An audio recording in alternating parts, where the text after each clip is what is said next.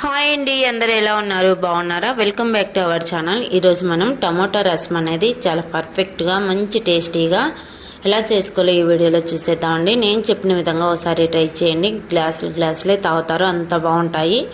ముందుగా ఒక 4 టమోటాలు తీసుకొని కొంచెం చింతపండు తీసుకొని అదేవిధంగా కొంచెం సాల్ట్, పసుపు, అదేవిధంగా 2 రెమ్మల కరివేపాకు వేసుకొని కొంచెం వాటర్ వేసుకొని మూత పెట్టేసి ఒక 10 మినిట్స్ వరకు మీడియం ఫ్లేమ్లో పెట్టుకొని ఉడికించుకోవాలి. ఇలా ఉడికిపోయిన తర్వాత చల్లారిన తర్వాత రసం మొత్తం కొంచెం వాటర్ వేసుకొని పిండుకోవాలి. ఇప్పుడు పోపు పెట్టుకుందాం. ఒక బాండి పెట్టుకొని దీంట్లో కొంచెం ఆయిల్ వేసుకొని ఆయిల్ వేడిన తర్వాత పోపు దినుసులు అన్నీ వేసుకొని కాస్త దూరగా వేగిపోయిన తర్వాత ఇప్పుడు సన్నగా కట్ చేసి పెట్టుకున్న ఉల్లిపాయ ముక్కలు, 2 రెమ్మల కరివేపాకు, 2 ఎండుమిర్చి ముక్కలు, కొంచెం ఇంగువ వేసుకొని ఒకసారి బాగా వేపుకోవాలి. ఇలా వేగిపోయిన తర్వాత ఈ పోపు మొత్తం రసంలో వేసుకొని కొంచెం రసం పౌడర్ వేసుకొని ఒక పొంగు వచ్చేంత వరకు వేడి చేసుకోవాలి.